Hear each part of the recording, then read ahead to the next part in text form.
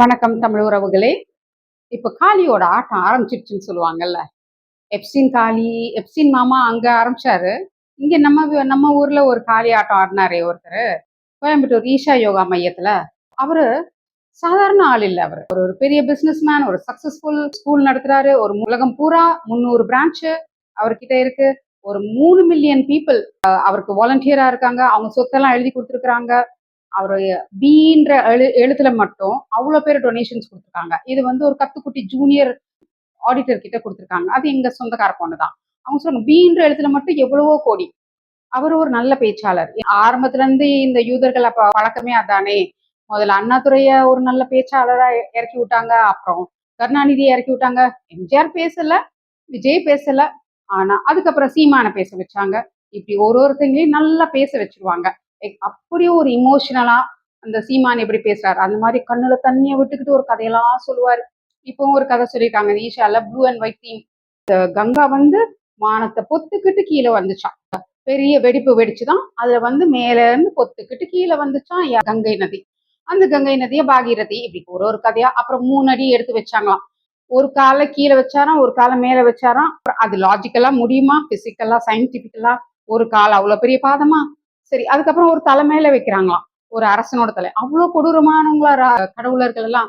அது மாதிரி பெண்களோட அசிங்கமா பண்றது, இந்த மாதிரி அசிங்க கதைகள்லாம் சொல்லுவாங்க. அந்த கண்ணப்பர் நாயனார் கதையை பத்தி சொல்லுவாங்க.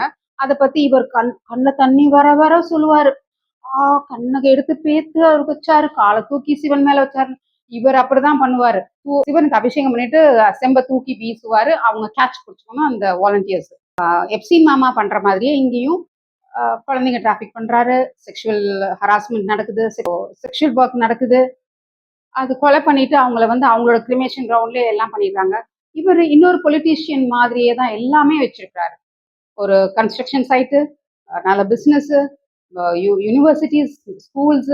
கூடுதல் அட்வான்டேஜ் என்னன்னா இவருக்கு வந்து ஸ்பிரிச்சுவாலிட்டின்ற ஆன்மீக தன்மையை வச்சு அவர் என்ன வேணா பண்ணிக்கலாம். அவருக்கு எல்லா இடத்துலயும் ஆக்சஸ் இருக்கு. அதானி கல்யாணத்துக்கு போறாரு, அத்தனை பொலிட்டீஷியன்ஸும் இங்க வராங்க. அது மத்திய அரசா இருந்தாலும் சரி, சென்ட்ரல் மினிஸ்டரா இருந்தாலும் சரி, லோக்கல் மினிஸ்டரா இருந்தாலும் எல்லாரும் அவரோட காளி ஆட்டம் ஆடிட்டு போயிடுறாங்க. நடிகைகள் ஹாலிவுட்ல இருந்து எல்லாருமே இங்க வந்து ஆடிட்டு போறாங்க. ஜக்கி வாசுதேவ் வந்து 1984ல ரிஷி பிரபாகர் அப்படின்ற ஒருத்தர் கிட்ட தான் யோகா கத்துக்கிட்டாரு. இந்த ரிஷி பிரபாகர் என்ன பண்ணாருன்னா, அவர் யோகாலாம் கத்து கொடுக்கல. அது வந்து ஒரு ஃபன் கிளப் மாதிரி. எப்படி இந்த சீக்ரெட் கிளப், சீக்ரெட் சொசைட்டி மாதிரி. இது ஓப்பனாவே ஒரு கிளப். இந்த கிளப்ல வந்து சும்மா கேம்ஸ், லாஃபிங் தெரப்பி, இந்த மாதிரி ஒரு சின்ன சின்ன விஷயம் சந்தோஷமா வச்சுக்கிறதுக்கு அந்த மாதிரி ஒரு ஃபன் கிளப்.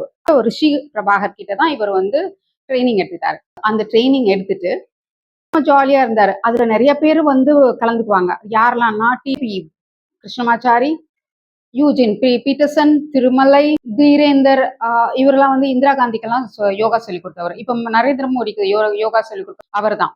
இந்த மாதிரி ஆட்கள் எல்லாம் சேர்ந்து ஒரு ஃபன் கிளப் வருஷம் வந்து மீட் பண்ணிட்டு போவாங்க. இந்த கிளப்ல தான் இவர் வந்து கத்துக்கிட்டாரு. அதையே தான் இவர் வந்து ஈஷா யோகான்னு சொல்லி கொடுக்குறாரு. இன்ஜினியரிங் அப்படின்ற பேர்ல பணத்தை வாங்கி எல்லா விதமான நடவடிக்கைகளையும் இங்க பண்றாரு.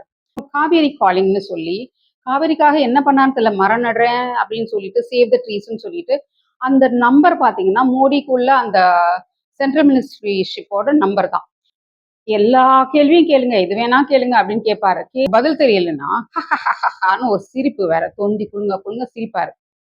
அவர் வந்து ஆரம்பத்துல ஒரு கோழி வளர்ப்பு பண்ணதான் வச்சிருந்தாரு. அப்புறம் கன்ஸ்ட்ரக்ஷன்ஸ்ல இருந்தாரு. அதுக்கப்புறம் ட்ரக் டீலரா இருந்தாரு. ஏதோ ஒரு தருணத்துல ஏதோ ஒரு ஸ்பார்க் வந்திருக்கலாம். நானும் ஈஷால நிறைய ப்ரோக்ராம்ஸ் எல்லாம் பண்ணியிருக்கேன். இந்த 10 டேஸ் சைலன்ஸ் ப்ரோக்ராம்ல அப்படியே அழகா உட்கார்ந்துட்டு நம்மளுக்கு வந்து ஒரு வைப்ரேஷன் வரும். நம்மளுக்கு ஏதோ நம்மளை விரிஞ்சு அந்த உலகமே நம்மளுக்குள்ள இருக்கிற மாதிரி ஒரு பெரிய உணர்வு வரும்போது கைத்தட்டி அப்படியே அடக்கிடுவாரு. யாருமே அந்த நிலைக்கு வந்துடக்கூடாதுன்ற ஒரு நோக்கத்துல இருக்காரு. சைக்கியாட்ரி தெரிஞ்சிருக்கு அவருக்கு. அதனாலதான் இதை வச்சு அந்த மாதிரி பண்றாரு. இஎஸ்ஜி தான் இவரோட மெயின். இது நிறைய என்ஜிஓக்கள் எல்லாம் மூலமா அவர் நிறைய ஏதோ சேரிட்டி பண்றேன் அப்படின்ற பேர்ல நிறைய பண்றாரு. மதர் தெரேசா பண்ணலையா? அவங்க என்ன பண்ணினாங்க, எப்ஸ்டீனுக்கு பெண்களை சப்ளை பண்ண மாதிரி இவர் அப்படிதான் சப்ளை பண்றாரு. இந்த யூதர்கள் எல்லாம் இந்த மகாசிவன் ராத்திரி அன்னைக்கு வந்து ஆட்டமா ஆடிட்டு பெண்களோட குஷியா இருந்துட்டு குழந்தைங்களை அசிங்கம் பண்ணிட்டு அங்கேயே கிரிமேட்டும் பண்ணிட்டு இவங்க எல்லாம் போயிடுவாங்க. அவங்களுக்கு வந்து இந்த இடம் வந்து ஈஸி ஆக்சஸ் இருக்கு. யாரும் கேள்வியும் கேட்க மாட்டாங்க. போலீஸ் வந்து அரெஸ்டும் பண்ண முடியாது. அதோட இவ்வளவு சத்தமும் வேற நடக்குது. எல்லாரும் அக்யூஸ் பண்றாங்க, அவர் இப்போ யானை வழித்தடத்துல அவர் அமைச்சிருக்காரு அவரோட ஈஷாவை. எல்லாரோட நிலத்தையும் பிடுங்கிட்டாரு.